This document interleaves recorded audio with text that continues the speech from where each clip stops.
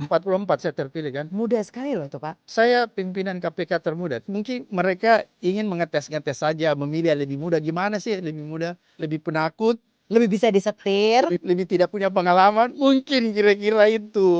Oh, nggak tahu mereka yang dipilih ternyata Macan Makassar. Dan alhamdulillah saya bisa lulus dan ijazahnya asli. Jadi memang nggak ada kayak agenda nih saya mau nargetin. Tidak ada target tapi ada skala prioritas. Harus bisa dipisahkan apa yang dimaksud target, apa yang dimaksud skala prioritas. Bapak gimana tuh perasaannya Pak ketika udah keluar dari KPK itu dan keluarnya juga mungkin bisa dibilang kan nggak baik-baik gitu. Saya dikriminalisasi karena pada saat itu kita sedang mengusut kasus korupsi di kepolisian. Negara membiarkan para koruptor ini menghabisi orang-orang yang berjuang memberantas korupsi. Coba lihat teman-teman kita yang lain, misalnya Novel, sampai disiram air keras. Betapa brengseknya negara ini tidak hadir. Kan menurut saya kan harusnya negara hadir melindungi orang-orang yang ingin berjuang memberantas korupsi. Salah satu sistem hukum yang terburuk di dunia ini adalah Indonesia.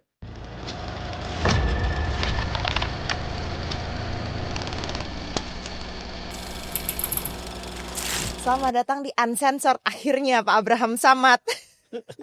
I'm sorry Mbak Andini, baru punya kesempatan. Akhirnya semesta mendukung saat ini. Iya. Setelah Bapak kemarin kita sebenarnya udah pernah ngundang, cuman waktu itu Bapak harus cancel karena Dipanggil polisi, ya benar, dipanggil polisi. Dipanggil polisi. Mau diperiksa kali ya. Nah, itu dia mungkin ke situ dulu Pak. Gimana tuh sekarang nih? Jadi statusnya seperti apa nih? Ya biasalah, sebenarnya saya tuh dipanggil sebagai kapasitas sebagai saksi ya terhadap perkara apa itu Roy Suryo, Rismond, Tifa dan CS sehubungan dengan laporan Pak Jokowi terhadap mereka yang dianggap apa itu memfitnah berkaitan dengan ijazah palsu. Ini dalam kontennya Pak Abraham? Iya, jadi saya dipanggil karena saya pernah mewawancarai Pak Roy Suryo, Rismond dan Dr. Tifa mengenai tuduhan ijazah palsu Jokowi. Jadi saya dipanggil, kapasitas saya sebagai saksi, ditanya kenapa mewawancara 3 orang ini. Kira-kira seperti itulah. Dan akhirnya sekarang apa nih statusnya saat ini per hari ini? Ya saya nggak tahu tuh perkara mereka apa masih lanjut apa enggak, kan saya nggak tahu. Tapi yang jelas saya melihat bahwa pada saat itu ya, pemanggilan saya walaupun cuman sekedar sebagai saksi, tapi menurut kacamata hukum saya itu mengada-ada, terlalu berlebih-lebihan. Kenapa saya bilang terlalu berlebih-lebihan? Kita itu dalam konstitusi punya punya aturan orang punya kebebasan mengeluarkan pendapat, baik lisan maupun tulisan. Dan kapasitas saya sebenarnya kan menyiarkan, memberitakan yang sifatnya edukasi.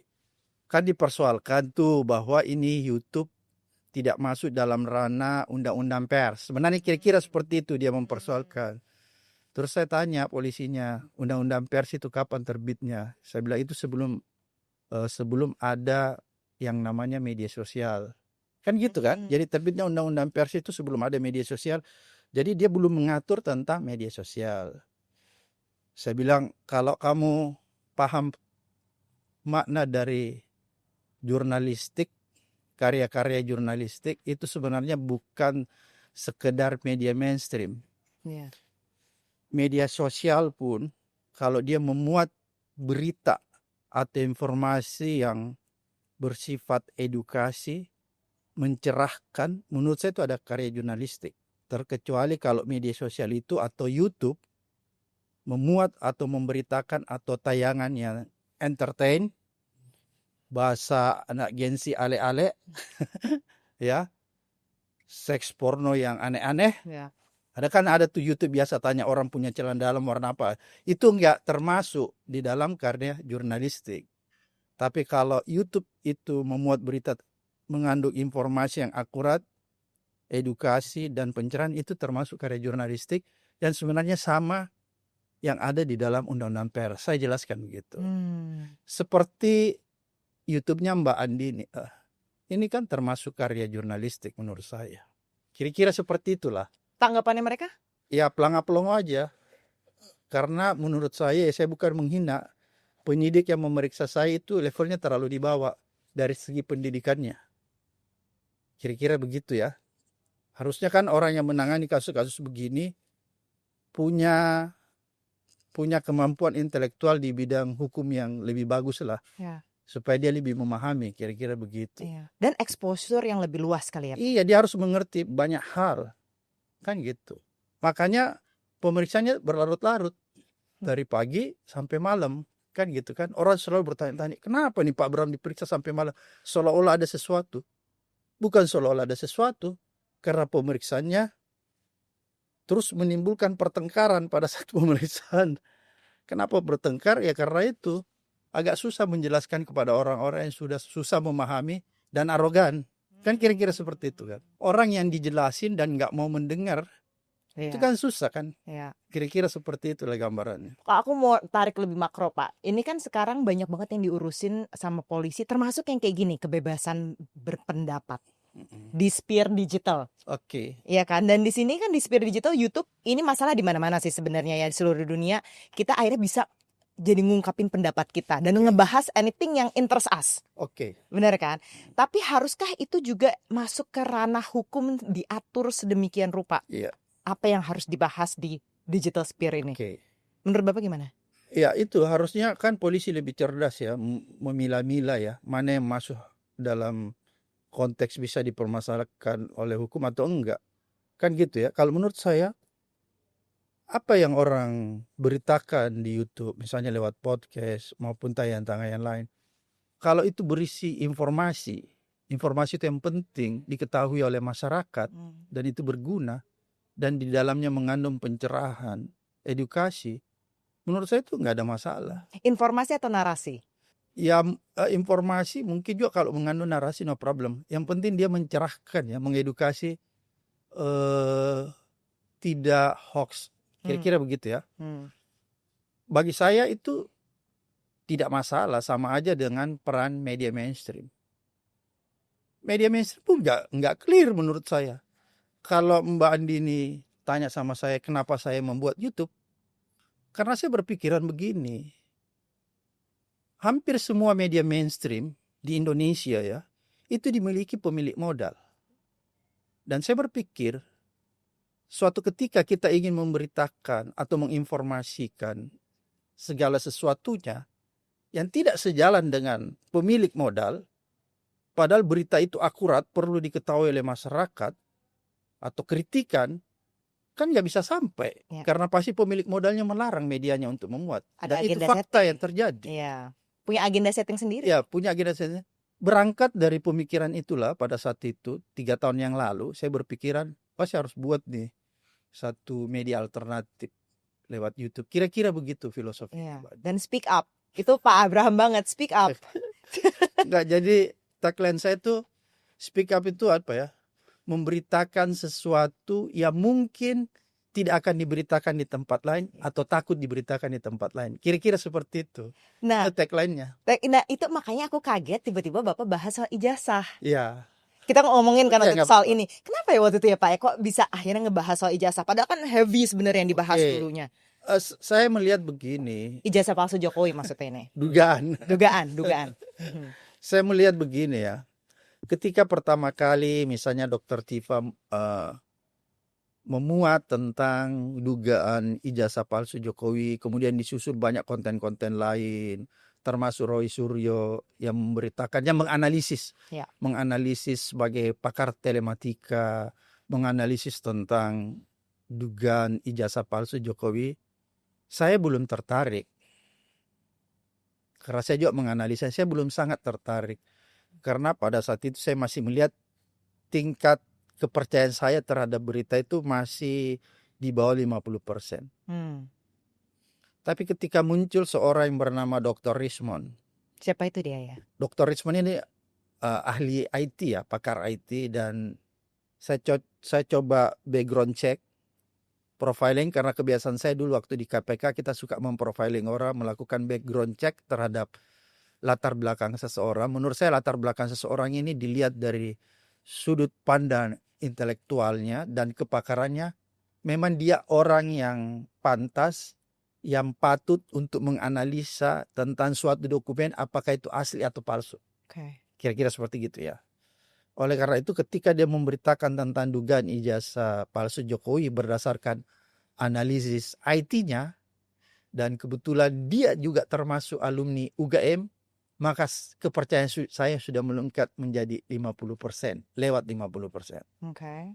Karena sudah lewat 50% dan saya lihat ini perlu diketahui oleh masyarakat untuk mencerahkan dan mengedukasi agar supaya tidak terjadi yang namanya huru-hara di media sosial.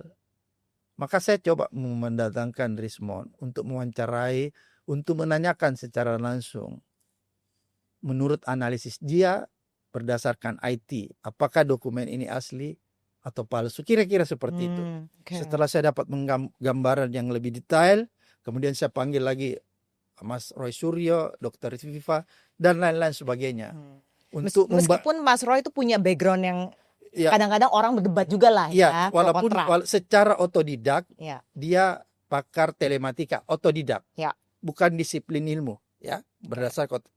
Tapi pada saat itu saya mau orang yang menjelaskan terlebih dahulu kepada saya adalah orang yang punya kepakaran berdasarkan disiplin ilmunya. Oke. Disiplin ilmu apa itu? IT. Oleh karena itu saya dahului dengan Dr. Rismond. Kemudian saya sudah dapat gambaran tentang dokumen ini, saya mulai punya keyakinan. Sehingga saya harus mencari perspektif-perspektif lain. Saya wawancaralah Mas Roy Suryo sebagai orang yang juga pakar telematika otodidak. Saya wawancara si Dr. Tifa yang juga alumni UGM, walaupun dia punya ilmu bukan ilmu IT, tapi nggak apa-apa untuk memperkaya perspektif. Kemudian saya wawancara pakar-pakar lain. Kira-kira seperti itulah supaya orang mendapat gambaran yang lebih luas. Mendapat gambaran dari berbagai macam perspektif, biarkanlah rakyat yang akan menilainya. Kira-kira seperti itu. Kayaknya itu yang aku suka, karena Bapak tuh kayak ngasih, menyajikan narasi yang oke, silahkan Anda menilai sendiri. Iya, kira-kira gitu. Iya kan? Ya, iya kan? Nah, dan itu yang akhirnya dimasalahkan gitu sebenarnya. Itu yang kan? dipermasalahkan oleh polisi. Karena kita diminta untuk berpikir kritis sebagai audiens. Iya, betul. Iya, seperti itu kan, Pak. Iya. Oke, tapi kemudian saya kalau kita ngebahas, tadi Bapak ngebahas soal YouTube channel, terus udah gitu juga akhirnya ngebahas kasus-kasus hukum yang sebenarnya memang apa ya Pak, kalau saya bilang tuh harusnya kan diusut gitu. Iya. Terakhir Bapak bahas soal Wush segala macam. Betul. Ketika Bapak ngebahas hal-hal ini, seberapa yakin Bapak ya kalau ini bakalan diusut secara hukum? Mbak Andini, saya ini orang yang punya background pure hukum ya. Begitu lulus dari Fakultas Hukum Unhas, begitu melanjutkan S2, S3 dan memilih profesi, saya itu orang yang begitu selesai dari Fakultas Hukum langsung memilih bidang hukum. Saya lawyer. Jadi saya nggak pernah memilih bidang-bidang lain. Ada orang misalnya dia sebelum jadi lawyer, dia pernah kerja bidang apa gitu. Jadi saya pure lawyer. Ya, pure. Kira-kira sekarang udah 30 tahun lah kalau saya hitung-hitung ya. Udah 30 tahun saya sebagai seorang lawyer, pernah di KPK, penyidik dan lain sebagainya. Oleh karena itu perjalanan panjang saya ini, saya udah melihat apa sih yang terjadi dalam sistem hukum Indonesia. Kira-kira gitu ya. Karena saya sudah melihat apa yang terjadi dalam sistem hukum Indonesia dan saya melakukan riset di berbagai banyak negara, melakukan benchmark di berbagai banyak negara tentang sistem hukum, maka saya menyimpulkan berdasarkan juga pendapat-pendapat ahli bahwa salah satu sistem hukum yang terburuk di dunia ini adalah Indonesia. Oke? Oleh karena dia menjadi salah satu sistem hukum yang terburuk di Indonesia, maka saya selalu tidak yakin 100%, 100% bahwa setiap kasus yang diungkap baik masyarakat oleh siapapun juga itu pasti bisa berujung ke pengadilan, bisa dituntaskan secara hukum. Kenapa saya bilang saya tidak selalu yakin 100%? Karena sistem hukum kita sistem hukum yang buruk. Untuk menjaga kekecewaan saya harus menyisakan 50% bahwa mungkin dia tidak akan sampai ke pengadilan. Dan analisis saya ini selalu bisa terkonfirmasi di lapangan. Banyak kasus seperti itu. Ribut di awal, tidak ada penyelesaian. Kira-kira seperti begitu. Jadi paling enggak dibahas dulu. Dibahas dulu. Biarkanlah dia menjadi diskursus di tengah-tengah publik ya. Biarkanlah dia menjadi perdebatan-perdebatan supaya banyak orang membicarakan.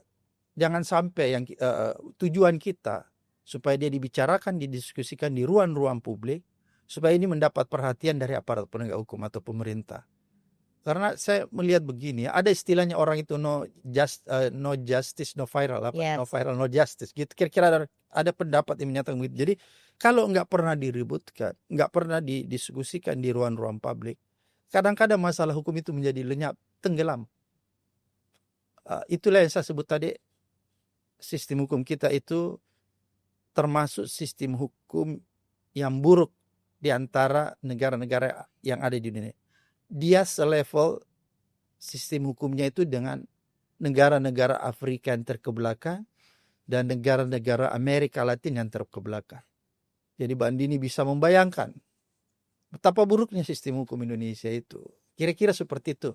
Oleh karena itu, sebagai orang yang punya background latar belakang hukum, saya selalu merasa punya kewajiban moral untuk menyampaikan sesuatu. Bagaimana menyampaikan? Banyak cara, banyak media. Salah satunya media YouTube. Kira-kira seperti itulah. Jadi Bapak ngelihat memang ada void, ada kayak apa ya, kosong nih, ruang kosong antara apa yang publik harus tahu Yes. and what's going on sebenarnya on the ground. Mm-mm. Dan itu dari dulu sebenarnya seperti itu. Iya, karena itu tadi background saya ya Mbak Dini, saya nggak pernah kerja di bidang lain. Saya memang pure orang hukum dan sampai menyelesaikan tugas di KPK pun saya tetap berkecimpung di dunia itu. Iya. Kira-kira seperti itulah. Jadi ya saya merasa punya tanggung jawab moral untuk selalu menyampaikan itu.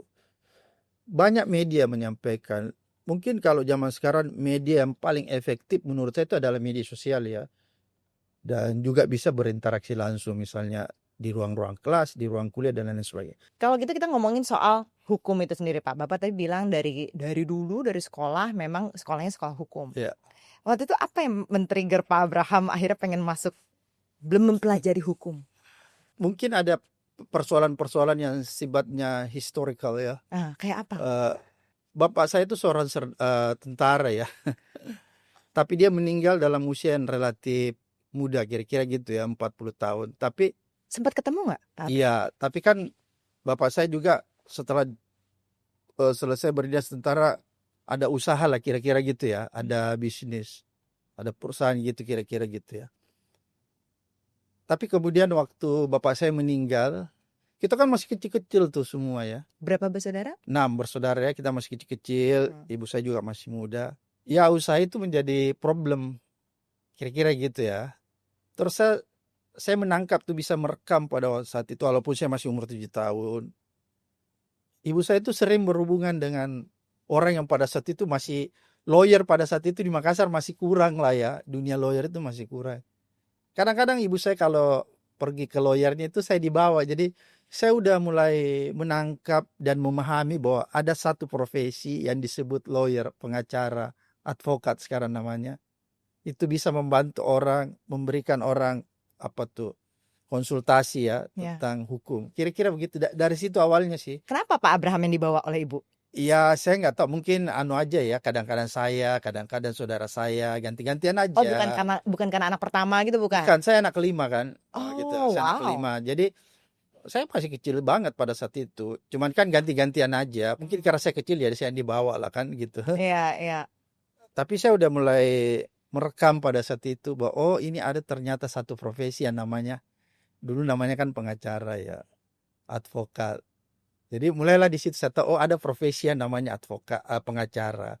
Dari situ sebenarnya pertama saya mengenal tentang ada profesi penegak hukum di luar polisi, jaksa, hakim, yaitu namanya pengacara. Sebenarnya itu awalnya. Tapi kayak menyadari nggak pada saat itu challenge yang lagi dialami oleh ibu? Nggak kerasa kan masih terlalu muda Mbak Nini. Jadi saya nggak terlalu paham tentang permasalahan. Tapi ketika saya mulai beranjak dewasa kan saya akhirnya paham tuh ngomong-ngomong kadang sama ibu saya tentang, mah apa dulu tuh yang kalau mama antar itu ngurus apa sih kira-kira gitu ya. Dan ibu padahal juga SH ya? Enggak, bukan. Ibu saya ibu rumah tangga pada saat itu. Oh. Itu. Jadi saya mulai mengenal dunia hukum pada saat itu kan. Terus mungkin di lingkungan saya banyak peristiwa-peristiwa yang dalam perjalanan hidup saya waktu mulai SMP. Kan kalau SMP itu orang udah mulai paham tuh ya. Iya. SMA, saya udah mulai tuh biasa melihat kok ini banyak seperti ketidakadilan yang terjadi di tengah-tengah masyarakat. Kira-kira seperti itu. Tapi saya baru bisa merekamnya secara sederhana, belum bisa menganalisis secara jauh ya. Dulu kan zaman-zaman SMP, SMA itu kita udah mulai ada televisi tuh, tapi TVRI. Sering ada berita-berita kan, kita udah melihat tuh potret-potret ketidakadilan. Di situ saya udah mulai menangkap bahwa ternyata ada yang namanya ketidakadilan.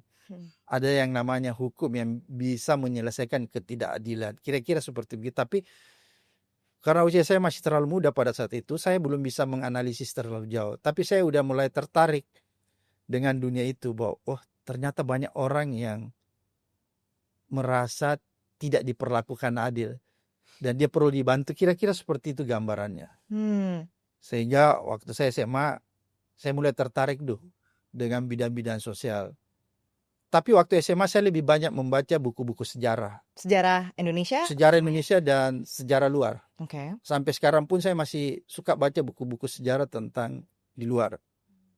Akhirnya pada saat saya kelas 3 SMA, saya udah mengambil satu keputusan. Saya bilang sama ibu saya mau masuk Fakultas Hukum. Dan satu-satunya perguruan tinggi yang paling baik waktu di Indonesia Timur itu adalah namanya Universitas Hasanuddin, Unhas kan. Jadi saya mendaftar di situ lewat zaman dulu itu namanya SIPENMARU, Sistem Penerimaan Mahasiswa Baru. Dan alhamdulillah saya bisa lulus dan ijazahnya asli. S1 ijazahnya asli, S2 ijazahnya asli, S3 ijazahnya asli. Semua dari Unhas. Semua dari Unhas. Dan bisa dipertanggungjawabkan. Bisa dipertanggungjawab. Dengan nilai yang cukup lumayan di atas rata-rata. Kumlot ya selulusnya maksudnya Pak? Kira-kira gitu. Wow. Dari 6 bersaudara tidak ada yang masuk hukum selain Bapak? Nggak ada, hanya saya aja.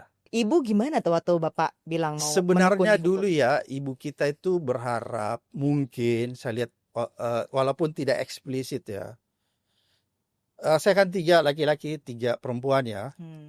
Di antara laki-laki itu, ibu kita itu sangat mengharapkan ada di antara kita yang menjadi tentara, masuk Akmil gitu ya, Akabri zaman dulu ya. Kayak ayah gitu kan? Iya, tapi karena mungkin dari semuanya kita tidak ada yang terlalu concern ke dunia itu sehingga nggak ada yang masuk ke situ kira-kira.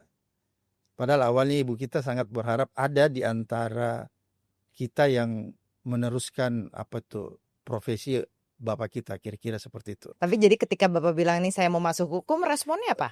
Ya senang juga sih, karena mungkin udah pernah tahu juga pernah berhubungan dengan bidang-bidang hukum kan. Dan pada masa itu Bapak masuk Unhas S1, udah ikut aktivis mahasiswa juga ya? Iya, saya kan aktivis kampus ya, pernah di Senat dan lain sebagainya.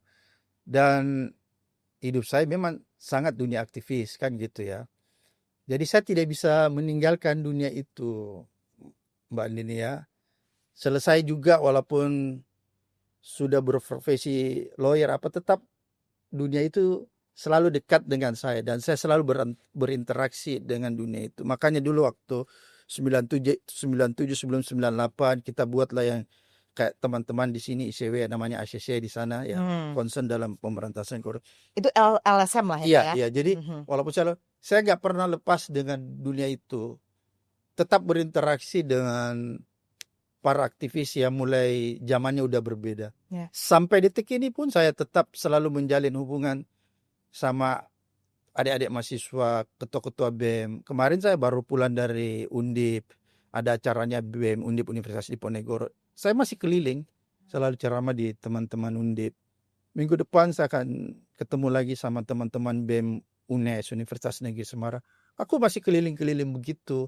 Ya. Untuk apa? Untuk tetap memberikan edukasi, pencerahan.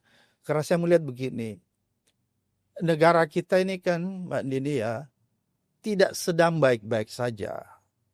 Oleh karena itu, kita harus terus menyampaikan, mencerahkan mahasiswa sebagai orang yang berada di garda terdepan untuk melakukan perubahan, supaya mereka tidak apatis, tidak skeptis menghadapi situasi ini. Karena kalau anak muda yang apatis, skeptis, maka saya pikir susah sekali mengharap sebuah perubahan besar terjadi di sebuah negara. Contoh misalnya Nepal kemarin. apa tuh banyak lagi negara. Kemudian saya habis lihat juga di berita di CNN, Madagaskar, kemudian Peru, banyak lagi negara-negara di belahan lain itu mulai melakukan perubahan besar lewat yang namanya reformasi, revolusi, dan itu selalu garda terdepannya adalah Gen Z, Ya. anak muda ya. Oleh karena itu inilah yang perlu kita bangunkan ya, apa ya? Saya mencoba membangun kesadaran anak-anak muda ini kembali agar jangan apatis, jangan skeptis. Kita harus memperlihatkan mereka ini loh ada masalah di depan mata Anda. Anda harus bisa mencari jalan keluarnya. Kan gitu. Karena waktu zaman saya mahasiswa, saya begitu. Bahkan saya pernah di penjara Mbak Andini. Zaman Masa? mahasiswa, iya tahun 88. Saya digebukin tentara, dimasuk dulu yang tahan kita kan belum polisi ya, Iya. zaman Orde Baru, tentara di garnisun di Jalan Lantok Denpasar. Aku digebuk. Bagi saya itu biasa-biasa aja. Kan gitu ya. Itu Karena perjalanan demo itu ya. ya demo ya. Perjalanan hidup. Orang di penjara berapa hari digebukin. Dulu kan nggak ada HAM. Kalau sekarang mahasiswa demo itu sudah ada HAM. Ada undang-undang HAM yang bisa memberi sedikit perlindungan mereka. Walaupun saya lihat di lapangan juga masih terjadi pelanggaran. Tapi di zaman saya Mbak Nini, waktu saya aktivis tahun 88, bukan 98. Itu kan tidak ada asasi manusia. Zaman itu adalah zaman otoritarian. Zaman rejim Orde Baru. Tapi kita tidak pernah berhenti dan kita tidak pernah takut menyuarakan kritik. Walaupun akhirnya biasa kita ditangkap, digebukin, dipenjara, tapi bagi saya itu sebuah perjuangan kan. Oleh karena itu saya ingin selalu membangunkan generasi-generasi muda. Jangan jangan acuh tak acuh, jangan skeptis, apatis, jangan. Karena itu bahaya kalau anak mudanya apatis, apalagi pragmatis. Waduh, gimana kita mau berharap akan ada sebuah perubahan? 98 kemarin kan juga perubahan itu terjadi dari aksi-aksi anak-anak muda, mahasiswa. Kan harusnya begitu. Iya. Negara-negara lain sudah mencontohkan itu sebenarnya. Kalau menurut Bapak lebih parah zaman dulu tuh 88 perlakuannya pas lagi authoritarian regime Oke. atau sekarang ini? Begini Mbak, saya hidup di zaman tahun 88 jadi aktivis ya, maksudnya zaman itu 80-an Ya. ya. Saya kan masuk UNAS 87. Saya coba membandingkan di zaman Orde Baru yaitu walaupun dia rejim otoritarian dibandingkan dengan rejim sekarang yang setelah reformasi yang menyatakan dirinya rejim yang demokratis, tapi saya tidak melihat perbedaan yang signifikan daripada rejim lalu. Betul ada institusi-institusi demokrasi, misalnya ada Komisi Nasional Hak Asasi Manusia, ada hukum, kemudian bahkan ada Kementerian Hak Asasi Manusia. Semua institusi-institusi atau infrastruktur demokrasi itu ada secara institusional. Sehingga kalau kita membacanya, oh berarti negara ini demokratis. Karena ada institusi itu ada secara institusional. Tapi secara substansi, institusi-institusi ini tidak berjalan sebagaimana mestinya. Kenapa dia tidak berjalan sebagaimana mestinya? Karena dia dikooptasi oleh kekuasaan. Jadi institusi ada tapi dia tidak bekerja secara maksimal. Tidak berfungsi secara maksimal.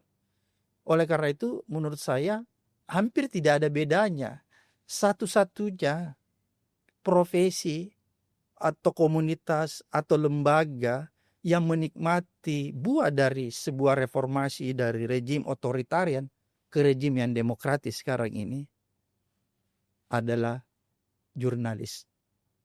Kenapa saya katakan jurnalis? Karena dia menikmati kebebasan untuk berpendapat, berserikat dan berkumpul. Karena di zaman Orde Baru, media itu ya, kalau dia kritis, dia bisa dibungkam. Bahkan bukan dibungkam, dibredel. Kayak Tempo dulu. Terus ada dulu tabloid di awal-awal reformasi, ada namanya Detik, yang sekarang berubah menjadi detik.com.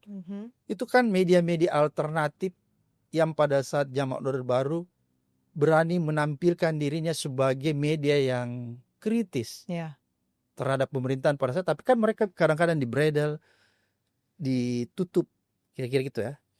Tapi di zaman sekarang media itu tidak menghadapi itu secara langsung. Jadi saya bilang satu-satunya institusi atau satu-satunya lembaga, satu-satunya profesi yang masih menikmati kebebasan itu adalah jurnalis. Coba Betul. Mbak Andini Iya. pikirkan. Yang lain kan enggak.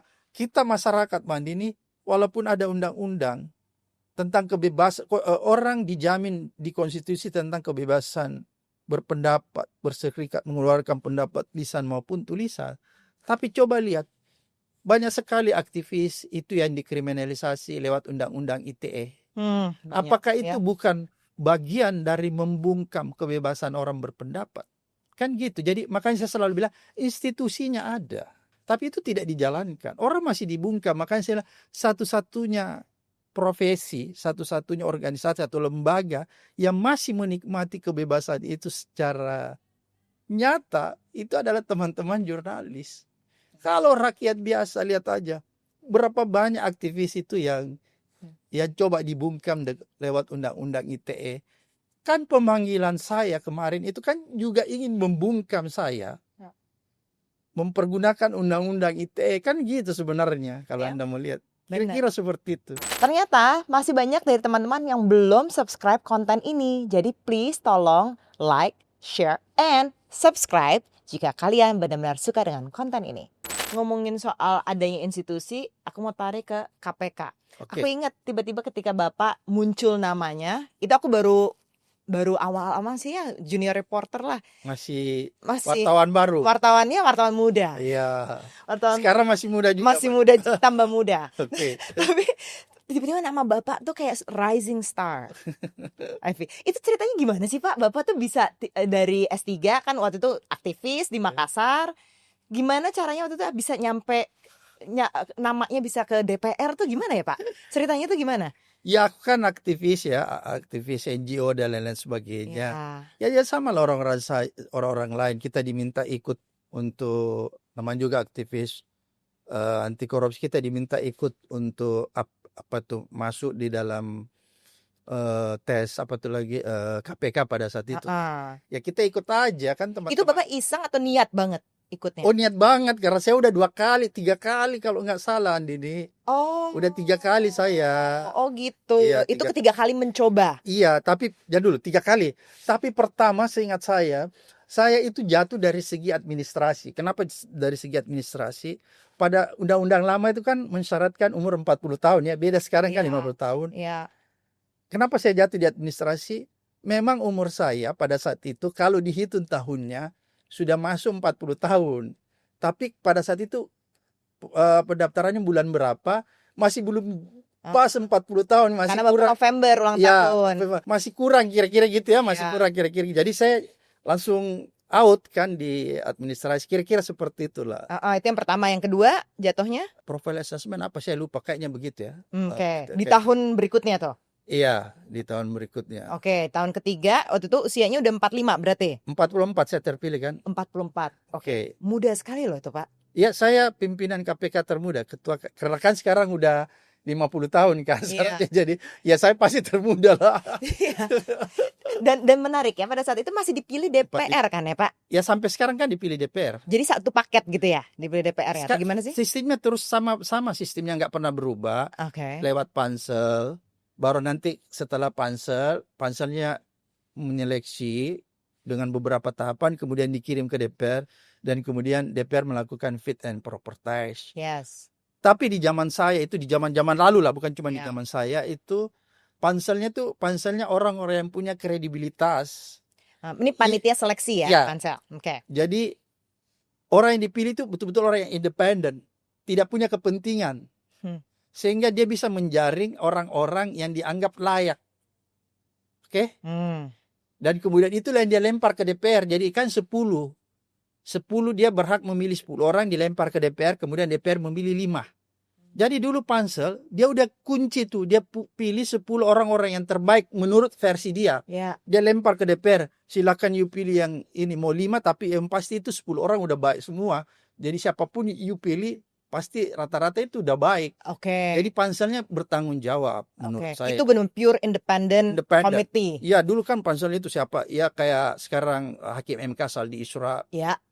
Terus apa tuh lagi? Renal Kasali, almarhum bekas ketua Muhammadiyah Safi Ma'rif. Oh jadi beda-beda background. Iya, terus orang-orang, maksudnya integritas itu dipercaya oleh publik. Ya. Terus Imam Prasojo kalau Ya. nggak salah, itulah pansel-panselnya. Coba Anda background cek semua tadi yang saya sebutkan namanya. Ya. Itu kan orang-orang yang secara integritas, secara independen, itu orang-orang yang bisa dipertanggungjawabkan. Kan beda sekarang panselnya, kita nggak tahu. Misalnya muncul A, B, C, siapa nih orang? Ya. Dari mana nih asal usulnya? Apa reputasinya? Kan gitu. Kan orang yang jadi pansel, karena kan dia mau memilih orang-orang baik, dia terlebih dahulu punya reputasi yang bagus dong. Iya. Jangan pansel itu pansel yang bermasalah. Gimana dia mau menghasilkan orang yang baik kalau dia sendiri bermasalah? Kan gitu sebenarnya filosofinya. Dan menarik ya, Bapak menang di DPR Ya. lawan Pak Bushro yang udah sebelumnya menjabat. Ya mungkin itu karena begini aja kalau saya analisis ya. Kan mungkin orang pikir di DPR, kan Pak Busro udah pernah ketua, dia mau cari yang lain lagi penyegaran, kan gitu. Dia coba lagi yang lain. Mungkin aja dia mau ngetes-ngetes saya pilih yang lebih muda, kan gitu. Kira-kira begitu kan. Jadi nggak ada lobby-lobby ke DPR. Ya ada, saya kan orang dari Makassar, nggak kenal orang di DPR. Oh, jadi nggak pernah ada hubungan, nggak kenal nih orang Saya nggak Bang kenal Yusuf. siapa nih orang di DPR, kan gitu. Aku nggak kenal. Oh, nggak tahu mereka yang dipilih ternyata Singa. macan Makassar. Kira-kira Ya seperti kan? gitulah ya. Jadi saya sih punya Nah, analisis, mungkin mereka ingin mengetes-ngetes saja, memilih yang lebih muda. Gimana sih yang lebih muda? Mungkin dia pikir kalau yang lebih muda mungkin lebih penakut, lebih bisa disetir. lebih bisa disetir, lebih tidak punya pengalaman. Mungkin kira-kira itu. Oh. Tapi dia salah pilih nih. Dan kemudian mereka pilih 5 gitu ya Pak ya jadinya Ya. ya. Nah, akhirnya bisa jadi Bapak ketuanya itu gimana ya prosesnya? Itu kan dipilih di DPR. Kan, Oh, langsung di DPR? Vote, kan vote. Ah. One man, one vote. Iya. Kok Bapak bisa nggak kenal tapi Bapak yang kepilih banyak? Ya Ya karena itu tadi. Itu kan 10 orang udah dikirim tuh sama Ah, pansel. Dah. Terus pansel disuruh memilih 5 dari 10 itu. Di Oke. vote. 5. Terus kemudian yang jadi ketuanya kepilih dari 5 itu. Enggak, siapa yang paling tertinggi di antara 10 itu otomatis jadi ketua. Jadi bukan 5, Mm-mm. terus 5 itu memilih jadi ketua. Enggak, jadi 10 itu dipilih, one man one vote. Mm-mm. Siapa yang paling tinggi, dia otomatis jadi ketua. Terus diurut, siapa lagi, terus sampai 5 aja. 5 tertinggi pemilik suara. 5 tertinggi, dan yang paling tinggi jadi ketua. Dan yang paling tinggi Bapak? Saya. Wow. Padahal nggak kenal nih dengan orang-orang ini. Gak kenal aku. Orang-orang DPR ini. Gak kenal. Tapi mungkin mereka kenal saya. Kalau misalnya ada yang seumuran saya ya, Heeh. misalnya bekas-bekas aktivis mahasiswa, pasti kenal yang namanya Abraham Samad. Oh, wow. Karena saya punya sejarah aktivis ya, Heeh. gitu. Jadi Bapak berutang juga dong sebenarnya sama anggota dewan ini. Saya nggak berutang. Jadi makanya saya sikat aja kan. Karena pemberantasan korupsi itu tidak boleh ada EU pakai EU. Tidak boleh ada utang mengutang. Karena kalau itu dipikirkan nggak jalan tuh pemberantasan korupsi kan gitu. Karena equality before the law. Iya. Kira begitu ya. Apa ada personal agenda nggak Pak? Ketika udah masuk Bapak jadi ketua, ada nggak kayak personal agenda ya, bukan yang kayak oh ini kasus yang harus prioritas seperti ini, tapi agenda setting sendiri lah gitu, ada nggak? Ada yang namanya dulu waktu kita di DPR masing-masing diminta punya bikin roadmap pemberantasan Ya. korupsi. Waktu itu saya menyatakan roadmap pemberantasan korupsi saya bagi 2, ada namanya grand corruption dan petty corruption. Yang harus didahulukan KPK pada saat itu waktu saya di DPR grand corruption. Walaupun memang dalam undang-undangnya begitu kan, bahwa pada saat itu undang-undangnya bahwa korupsi yang harus ditangani KPK itu adalah korupsi yang kalau nilai nominalnya minimal 1 miliar pada 10 tahun yang lalu. Sekarang kan udah beda lagi kan. Terus apa tuh yang dimaksud dengan grand corruption? Grand corruption yang saya maksudkan di dalam makalah saya, di dalam roadmap pemberantasan korupsi yang saya buat, itu bukan sekedar korupsi dalam arti besar dalam versi jumlah yang dikorupsi. Jadi grand corruption itu bukan berarti nggak boleh diterjemahkan bahwa korupsi yang jumlah kerugian negaranya besar. Bukan itu. Tapi itu menjadi salah satu. Ada 2 indikator. Saya sebutkan waktu di DPR. Ada 2 indikator yang bisa diterjemahkan sebagai grand corruption. Pertama, 1 tadi jumlah kerugian negara besar. Kedua adalah pelakunya. Ya. Siapa pelakunya? Pelakunya itu kalau bahasa medianya itu untouchable ya. Orang-orang yang punya kekuasaan. Orang-orang yang punya imunitas dan aparat penegak hukum. Itu yang dimaksud grand corruption. Makanya kenapa ketika waktu kita di KPK itu kita juga concern terhadap aparat penegak hukum karena itu menjadi bagian roadmap pemberantasan korupsi. Jadi memang nggak ada kayak agenda nih saya mau nargetin Nggak ada, kan nggak boleh target, durhaka orang kan gitu ya. Kan pemberantasan korupsi itu nggak boleh target, kan dosa Mbak kan. Jadi menurut saya ya itu roadmapnya, kita ikuti aja roadmapnya. Berarti semua logik. Jadi begini, tidak ada target tapi ada skala prioritas. Oke? Jadi harus bisa dipisahkan apa yang dimaksud target, apa yang dimaksud skala prioritas. Kenapa ada skala priority? Karena kan KPK itu punya keterbatasan. Oke ya, karena dia cuma ada di pusat dan pada saat itu saya jumlah penyidiknya masih terbatas banget. Jumlah penyidik waktu saya di KPK itu sekitar 200 lebih aja. Bayangkan Mbak Dini, kita harus mengusut kasus korupsi dari Sabang sampai Merauke. Lebih 37 provinsi, ratusan kabupaten. Terus penyidik cuma kurang lebih 300-an. Impossible kan? Impossible. Beda misalnya kalau polisi, dia jejaringnya sampai ada di kabupaten. Kejaksaan begitu juga. Jadi dia mampu. Kalau ini kan kita enggak terbatas. Oleh karena itu harus ada yang namanya skala prioritas. Skala prioritas itulah yang diletakkan dalam roadmap pemberantasan korupsi. Apa itu tadi skala prioritasnya? Apa itu skala prioritasnya? Grand corruption. Apa yang dimaksud grand corruption? Itu kita uraikan. Ini orang-orangnya ini. Kerugian negaranya ini. Itulah yang dimaksud skala prioritas, bukan target. Karena kalau target mengandung pengertian yang negatif. Kalau target nanti kita durhaka.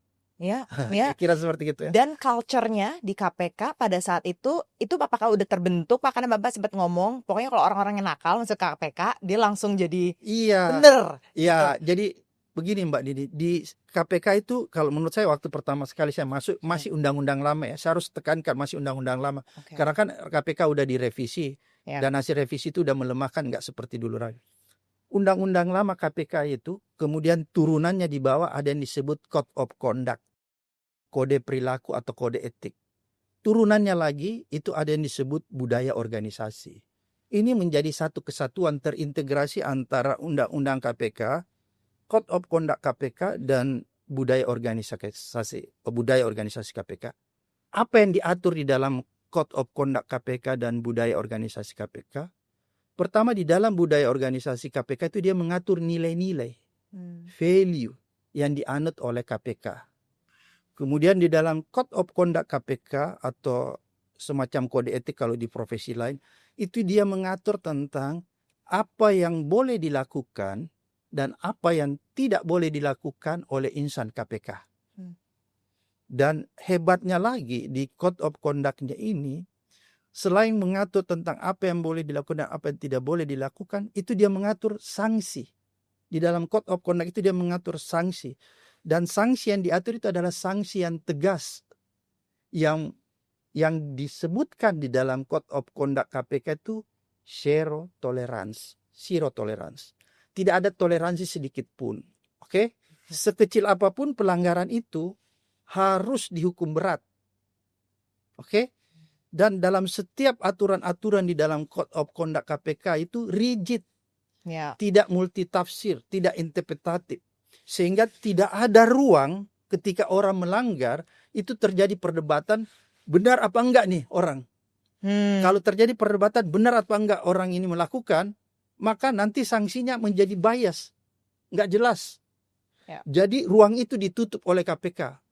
Dan itu luar biasa. Saya tidak pernah menemukan Code of Conduct itu di profesi apapun di Indonesia. Saya nggak pernah menemukan Code of Conduct sehebat KPK, serigid KPK, sekeras KPK, zero tolerance. Jadi budaya itu kuat banget dong. Budaya kuat. Jadi kalaupun ada orang Mbak Andini yang tadinya itu dia nakal, ketika dia masuk di KPK, maka dia tidak punya kesempatan untuk nakal, walaupun niatnya masih ada. Karena ada sistem itu tadi yang saya sebut Code of Conduct dan budaya organisasi, yang membentengi dia, yang memproteksi dia, sehingga dia tidak bisa melakukan pelanggaran berkaitan dengan tugasnya. Kalaupun ada, itu sifatnya kasuistis, 1, 2, 3 orang. Tapi orang tidak bisa mengeneralisir. Contoh, waktu saya baru masuk ke KPK 3 minggu, Mbak Andin, ini aku mau jelaskan nih tentang Code of Conduct supaya orang paham. ketika saya baru masuk ke KPK 3 minggu, di atas meja saya, kok ada SK pemberhentian terhadap pegawai KPK. Sebagai orang yang baru, saya penasaran dong, kenapa saya harus menandatangani SK untuk memberhentikan pegawai KPK ini. Tapi rupanya orang ini sudah disidang di internal KPK, sudah sidang etik. Jadi karena masa komisioner lalu udah berakhir, maka sudah selesai sidang. Jadi saya tinggal menandatangani untuk pemecatannya, kira-kira gitu. Tapi sebagai orang baru saya penasaran. Saya apa? Kira-kira kenapa nih? Makanya saya baca tuh berita acara sidangnya, berita acara pemeriksaan orang ini. Dan saya terkejut ketika mengetahui apa yang dilakukan orang ini. Kenapa saya terkejut? Karena menurut saya, ketika saya coba membandingkan apple to apple atau apapun namanya dengan code of conduct yang ada di tempat lain maupun aturan disiplin tentang pegawai negeri, saya melihat perkara orang ini kalau di tempat lain, dia pasti tidak dipecat. Dia hanya dikenai hukuman sanksi misalnya penurunan pangkat atau skorsing. Pasti Mbak Andini tanya, apa sih pelanggaran orang ini? Tahu nggak pelanggarannya? Orang ini melakukan perselingkuhan dengan orang lain yang bukan di kantor KPK. Oke? Jadi saya mau bilang begini, sifat pelanggaran orang ini karena bukan sesama orang kantor KPK kan tidak mengganggu tuh. Tidak mengganggu pekerjaan di KPK. Loh, dia selingkuh sama orang di luar kantor. Tapi bukan berarti saya membenarkan perselingkuhan ya. Bukan. Ini saya harus luruskan dulu. Karena nanti Mbak Andini bilang saya membenarkan. Bukan. Perselingkuhan kita tidak benarkan. Tapi yang saya mau bilang, orang ini tidak berselingkuh di dalam satu kantor. Berarti dia sebenarnya tidak terganggu pekerjaannya. Karena teman selingkuhnya teman di luar kantor. Sehingga peristiwa-peristiwa seperti ini kalau di kantor pemerintah saya biasa lihat cuma diskor. Cuma diskor. Mbak Andini boleh cek lah. Siapa tahu Mbak Andini bilang Abraham ini ada-ada aja nih kan. Ini cuma diskor Mbak Andini. Tapi kalau di Code of Conduct KPK, aturan KPK, dia harus diberhentikan dengan tidak hormat dalam kurung pemecatan. Akhirnya Bapak tanda tangan nggak? Harus dong, karena saya sudah terikat harus menandatangani kan gitu. Saya tanda tangan dan orang ini dipecat. Artinya apa? Saya ingin memberikan gambaran kepada masyarakat bahwa inilah sebuah sistem yang dibangun KPK yang betul-betul dia ingin menegakkan marwah, martabat, serta integritas KPK supaya KPK itu menjadi role model bagi institusi-institusi negara yang lain. Karena kan memang awal pembentukan KPK itu KPK diharapkan menjadi role model. Dia memberi contoh kepada institusi lain, organisasi lain supaya diikutin. Secara pendapatan mereka cukup nggak sih Pak? Tapi waktu zaman saya, menurut hitungan saya, kan ini relatif relatif. Tapi menurut hitungan saya, dan menurut living cost yang ada di Jakarta, kan nggak boleh menurut saya karena saya orang dari Makassar. Kalau di Makassar kan living cost-nya pasti lebih rendah dari Jakarta. Tapi setelah saya menganalisa living cost yang ada di Jakarta, sudah layak. Tapi bukan berarti bisa hidup bermewah-mewahan. Karena memang kan orang dilarang hidup bermewah-mewahan. Karena itu bukan nilai yang ada di KPK. Karena salah satu nilai value tadi yang ada di budaya organisasi KPK itu adalah kesederhanaan kan. Makanya kalau Mbak Andini, makanya itu tadi saya katakan bahwa Code of Conduct KPK itu mengatur secara rigid. Itu satu tadi satu contoh. Kemudian ada contoh kedua lagi Mbak Andini. Di dalam Code of Conduct KPK itu ada salah satu pasal yang bunyinya begini, pasti Mbak Andini ketawa nih. Insan KPK atau pegawai KPK dilarang memasuki tempat hiburan. Tempat hiburan yang dimaksud (2). Dijelaskan. Tempat hiburan ini, B tempat hiburan ini, C tempat hiburan ini. Rigid kan? Tidak ada ruang interpretasi. Jadi kalau Mbak Andini masuk ke tempat hiburan, tinggal dilihat nih, A, B, C, D, masuk nggak dia kategori ini. Kalau ada masuk di 4 kategori itu, Anda langsung diberhentikan. Wow. Ini menarik Mbak Andini. Waktu tahun 2016 awal tahun 2017 saya udah berhenti nih Ya. di KPK. Bank Indonesia ingin merumuskan Code of Conduct sama budaya organisasi yang baru. Maka pada saat itu Bank Indonesia mengundang saya sebagai mantan ketua KPK untuk mempresentasikan Code of Conduct KPK dan budaya organisasi KPK yang ada di KPK. Saya berdua diminta sama orang DPR satu. DPR juga diminta mempresentasikan kode etik mereka, Code of Conduct mereka. Saya paparkan tuh Mbak Nini, contoh tadi tuh dilarang masuk tempat hiburan. Kemudian ada lagi aturan pegawai KPK dilarang main golf. Kenapa dilarang main golf? Karena golf itu dianggap permainan yang mewah. Padahal nilai dasar KPK yang ada di budaya Indonesia adalah salah satu kesederhanaan. Jadi golf nggak mencerminkan sederhana, maka dilarang. Jadi begitu saya jelaskan panjang lebar, presentasikan panjang lebar tentang Code of Conduct KPK. Tahu nggak apa tuh Direktur Gubernur Bank Indonesia pada saat itu bilang begini, suatu selesai acara, terima kasih kepada Pak Bram yang sudah luar biasa memberikan kita wawasan dan pemahaman baru tentang Code of Conduct yang ideal.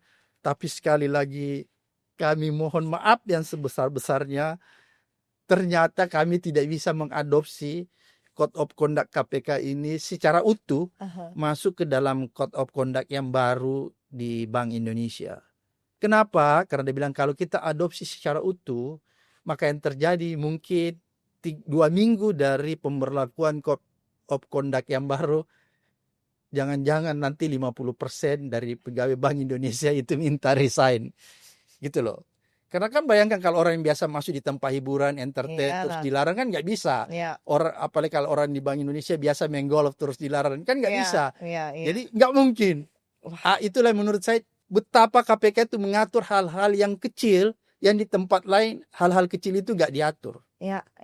Padahal menurut saya kalau kita ingin melihat sesuatu, lihatlah hal-hal yang kecil. Kalau hal-hal yang kecil dia sudah atur, berarti hal-hal yang besar pun pasti diatur. Tapi kalau tiba-tiba dia mengatur hal yang besar, ada kemungkinan hal-hal kecil yang dia tidak atur. Begitu cara menilai sebuah Code of Conduct. Iya, karena the devil is in the details. Pak Abraham, aku tuh penasaran ya Pak, gimana? Jangan sampai penasaran, santai aja. Aku penasaran soal ini kan kayaknya lembaga super body. Baru dengar kan? Baru dengar. Aku sebenarnya pernah dengar yang soal cerita BI ini, Bapak pernah cerita di panggung gitu. Tapi aku penasaran apa ya memimpin lembaga super body seperti itu dengan aturan yang sangat ketat, rigid, dan kayaknya ini banget untuk Bapak yang memang juga punya idealisme, masih umur 40-an. Iya, ini bagus pertanyaannya. Itu berdampak apa ke egonya Bapak gitu, ke personality-nya Bapak? Mungkin bukan cuma saya, mungkin anak-anak yang lain juga penyidik, bahkan ada yang lebih muda pada saat itu kan. Penyidik. Tapi kan Bapak bosnya. Novel pada saat itu masih 30-an, ada yang lain-lain lagi masih, yang penyidik itu juga kan terikat dengan kode etik itu kan, masih 30. Saya tuh tidak membayangkan ya, usia semuda itu tiba-tiba ibaratnya kita dimasukkan ke dalam sebuah ruangan dan dilarang keluar dalam ruangan itu. Kan seperti begitu kan? Karena kan ada aturan yang membatasi kita, nggak boleh ketemu aja orang kan nggak boleh seenak gitu kan gitu kan. Jadi aturannya ketat sekali, terus di usia muda begitu kayak penyidik. Memang itu tantangan terberat menurut saya.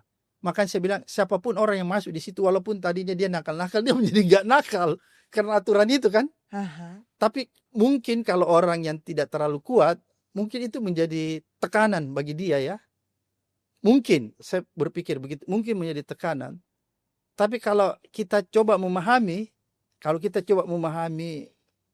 merenungkan dalam-dalam Code of Conduct itu, kita coba baca dari aturan pertama sampai di bawah dan diulang-ulang. Saya itu coba untuk menenangkan jiwa saya, itu saya membaca berulang-ulang. Kemudian saya coba baca budaya organisasinya. Tahu nggak apa yang saya temui di dalam perenungan itu? Saya terus menyatakan begini Mbak Nini, alhamdulillah. Kenapa saya bilang alhamdulillah? Saya bilang, saya beruntung. Tidak semua orang beruntung mendapatkan situasi seperti ini. Saya bisa belajar dari keadaan seperti ini. Kan ini guru paling berharga bagi saya. Coba kan nggak semua orang punya kesempatan Mbak Nini. Makanya saya justru bersyukur. Karena dalam situasi itu menjadi guru yang sangat berharga bagi saya. Karena apa? Itu akan saya terapkan di dalam kehidupan saya selanjutnya. Dan alhamdulillah Setelah saya keluar dari KPK, saya masih mencoba terus mempertahankan kehidupan seperti itu, walaupun tidak serigid itu lagi ya, karena saya sudah bisa ketemu Mbak Andini di sini.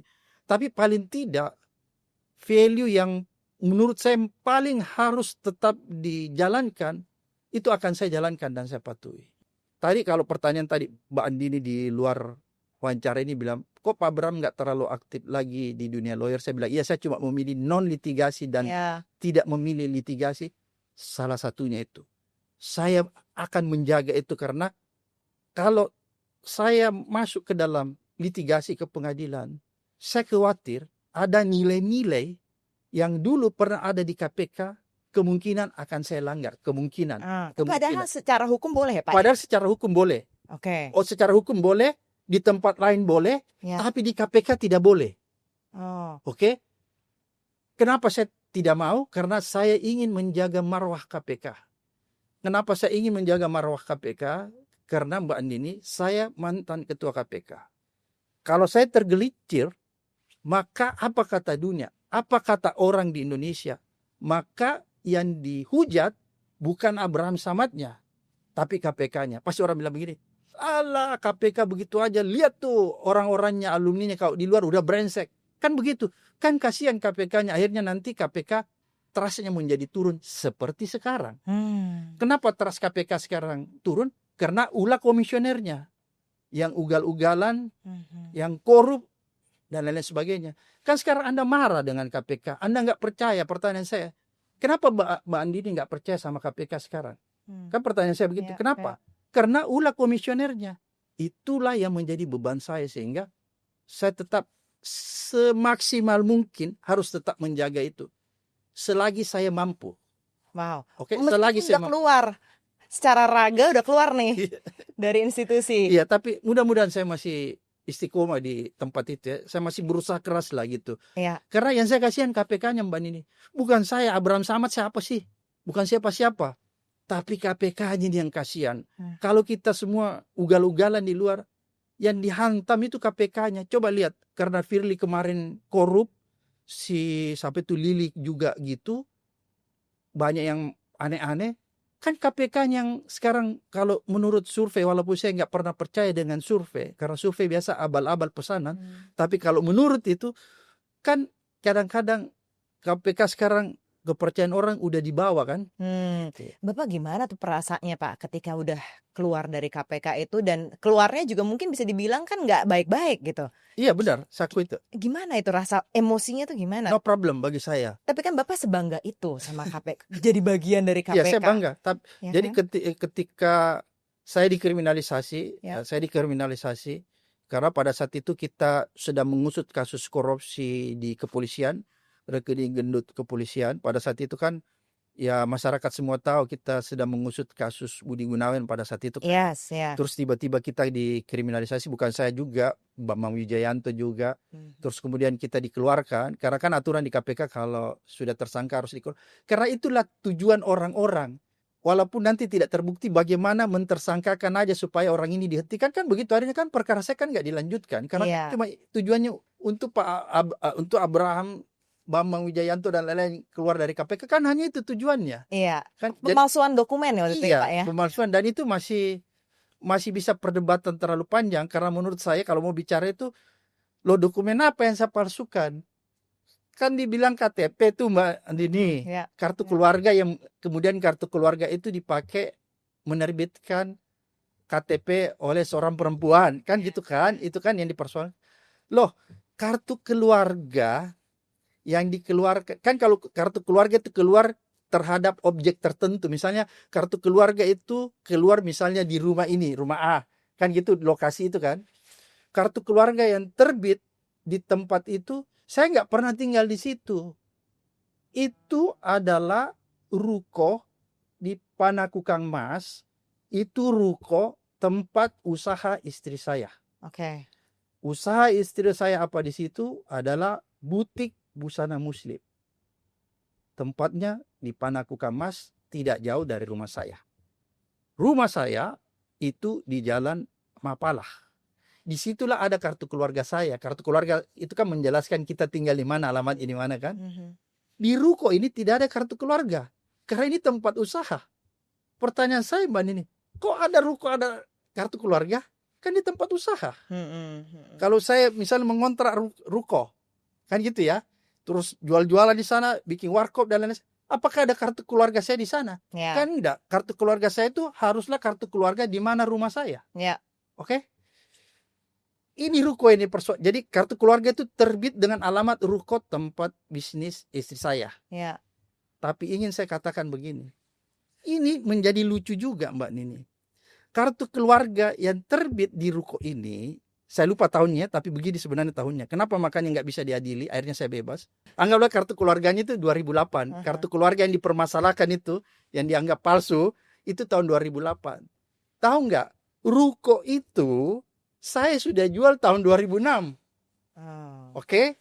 Berarti kalau ada kartu keluarga terbit di tahun 2008, kan ini saya sudah jual tahun 2006 nih, maka seharusnya aparat hukum itu menanyakan kepada orang yang pemilik ruko itu yang sudah menjadi miliknya di tahun 2008. Ya, 2008. Kenapa tanya saya?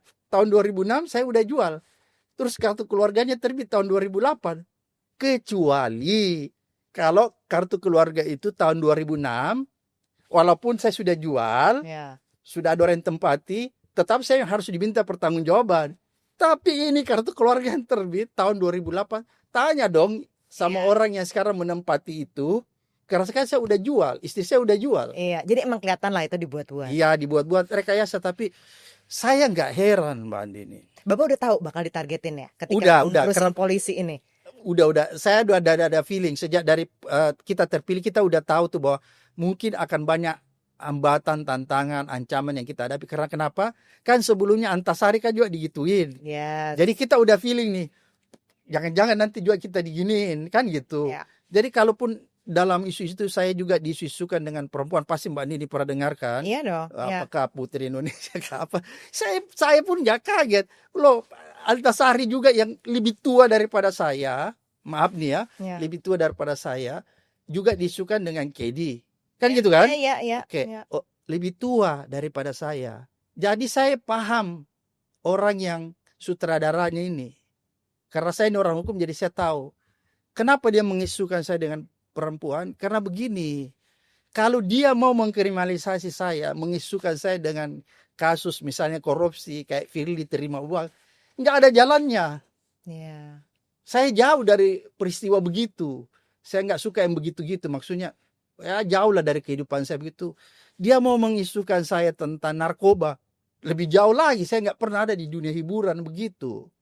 Satu-satunya jalan yang bisa mengisukan orang dan semua orang bisa kena, ayo coba apa tuh kalau laki-laki? Perempuan. Pasti urusan perempuan. Karena logikanya dia bangun begini, logika rekayasanya begini. Kalau kita isukan begini, pasti orang percaya. Kenapa orang percaya? Karena secara psikologis tidak ada laki-laki tidak suka perempuan. Kalau ada laki-laki tidak suka perempuan, berarti dia homo. Kalau dia suka lawan jenis, kan begitu kan? Jadi itulah yang dibangun. Tapi bukan berarti kita juga senang perempuan. Tapi ini menurut mereka ketika ingin membangun rekayasa itu. Kemudian indikator kedua, kenapa ini akan dia bangun ke saya? Karena dia lihat saya kan masih muda. Dia udah pengalaman nih waktu rekayasa Antasari. Dia bilang waktu Antasari aja orang tua orang percaya. Apalagi Abraham Samad nih umur 40 tahun. Masa dia gak suka cewek? Kan gitu kan? Benar. Tapi kelemahannya gitu. Bapak apa kalau gitu sebagai orang yang powerful? Manusia ini pasti punya kelemahan ya. Gak ada manusia yang sempurna.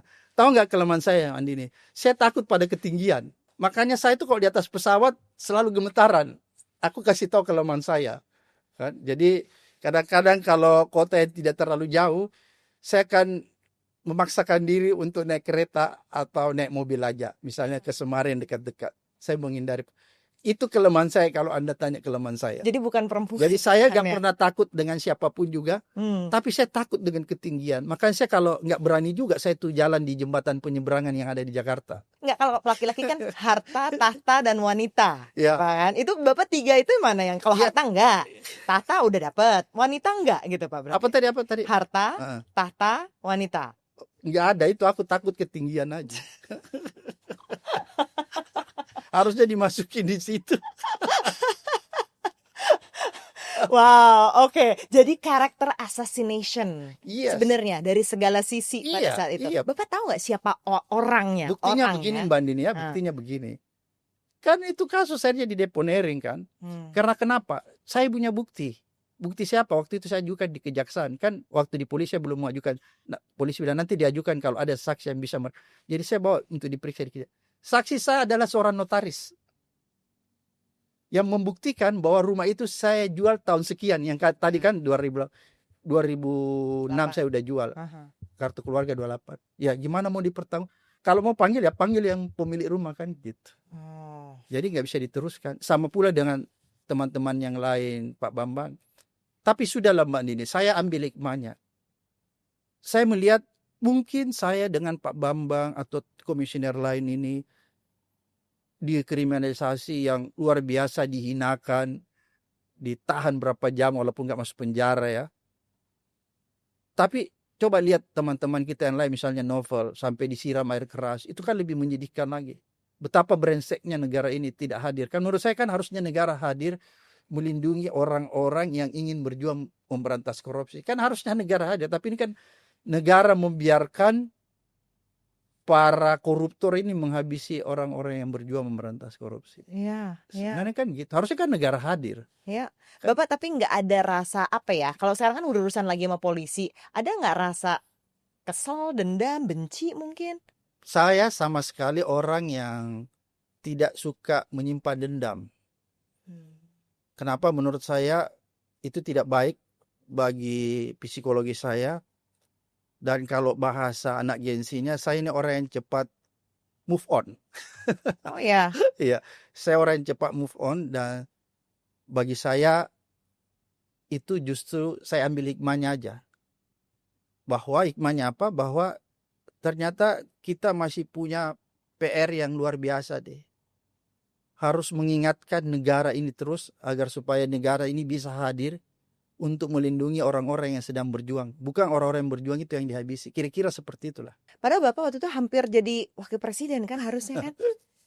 Itu ditanya sama yang namanya Insinyur Joko Widodo. Sama orang yang bernama Surya Paloh.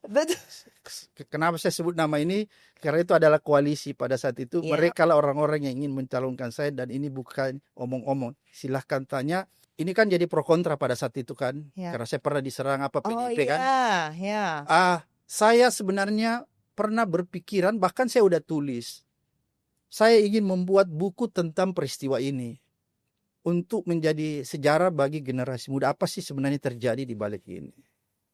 Tapi ketika saya sudah menuliskan beberapa halaman, tiba-tiba datang seseorang menelpon saya dan mendatangi saya. Orang itu bernama Profesor Marcus Mitzner. Australian National University. Yep. Datang ke kantor saya. Dia bilang, Pak Bram, saya lagi sedang menulis buku tentang 10 tahun Joko Widodo sebagai presiden. Kemudian dalam salah satu babnya ada menceritakan tentang peristiwa Pilpres pertama. Ketika orang menyebut-nyebut Abraham Samad akan dipinang oleh Joko Widodo. Saya bertanya sama Marcus Mitzner. You sudah datang ke Joko Widodo? Dia bilang, iya saya sudah wawancara. Apa kata Joko Widodo? Dia bilang, silahkan datang ke Pak Bram juga wawancarai. Kata Marcus, Prof. Marcus. Terus saya tanya lagi, apakah dalam wawancara ini saya harus membuka seterang-terangnya peristiwa itu? Atau ada hal yang tidak perlu saya sampaikan? Kenapa saya harus ngomong begini, Prof. Marcus? Karena saya sedang hidup di tanah Jawa, bukan di Sulawesi. Kalau di Sulawesi, maka saya akan belak-belakan. Karena saya hidup di Jakarta, tanah Jawa, kadang-kadang ada hal yang harus tidak boleh dibuka seterang-terangnya. Langsung Prof. Marcus bilang, menurut Pak Joko Widodo, silahkan buka seterang-terangnya. Jadi saya jelaskanlah tentang peristiwa itu. Jadi untuk lebih mengetahui lebih jauh, mudah-mudahan buku ini akan segera terbit. Karena kalau saya terbitkan, apapun yang saya tulis, nanti orang pikir ini pembelaan. Ya, orang menganggap nanti tidak terlalu objektif, bahkan nanti saya dianggap subjektif. Dan saya bersyukur karena orang yang menulis ini adalah orang yang dari luar. Mudah-mudahan aja nanti dia bisa menuliskannya secara baik dan benar. Ya. Kapan itu? Silahkan nanti telepon orang yang bernama Prof. Markus Pitsner. Mbak Andini tahu kan? Kenal. Itulah perjalanan yang sebenarnya. Iya. Oke. Dan kalau mau lebih tahu, Mbak Andini pernah kerja di Metro, silahkan tanya Surya Paloh. Pak Surya Paloh. Tapi menurut aku Bapak harus nulis buku lagi sih Pak yang terkini. Oke, mungkin saya akan menulis tapi sudah tidak menulis tentang itu. Mungkin itu Ya. sebagai background aja. Ya. Karena kalau saya menulis khusus tentang itu Mbak Andini, Ya, saya jangan. khawatir nanti orang berpikir aku terlalu subjektif. Jadi biarkanlah orang luar yang menulis supaya bisa lebih objektif. Bapak sekarang udah damai belum Pak hidupnya kalau dipikir-pikir? Saya udah damai dari selesai KPK, udah damai dan saya selalu hidup damai dari dulu.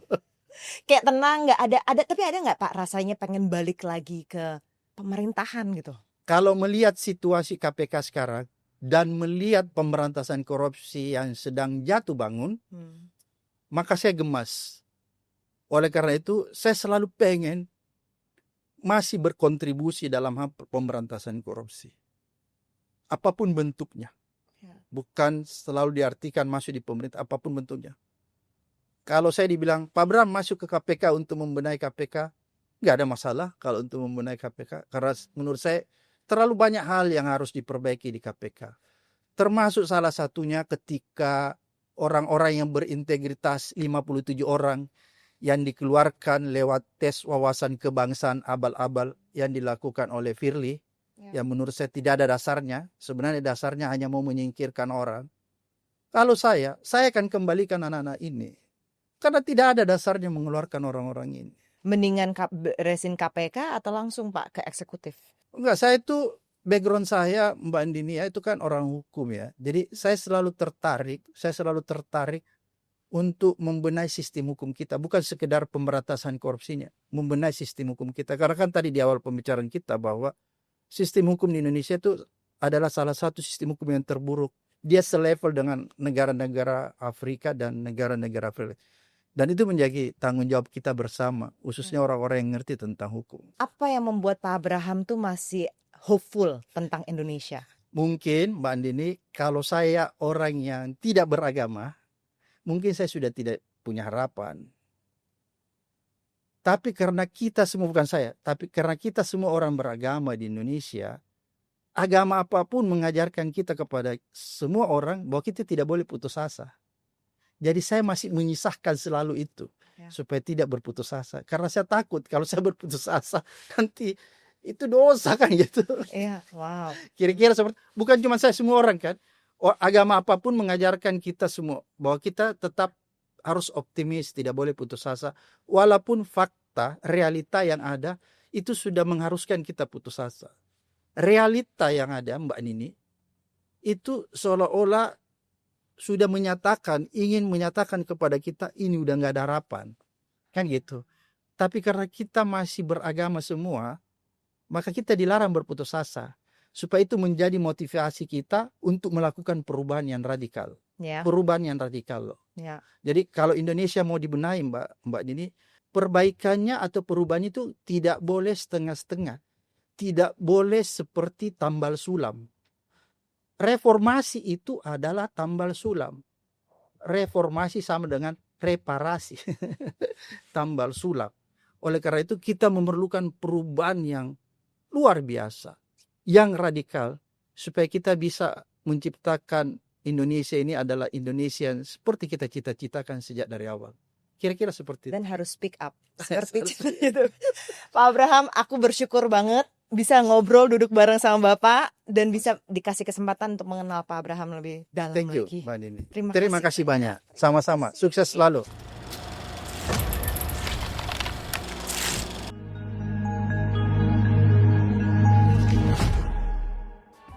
Makasih udah nonton, tapi ternyata nih masih banyak loh yang belum subscribe. So please subscribe, like, and please share kalau kamu suka dengan konten ini.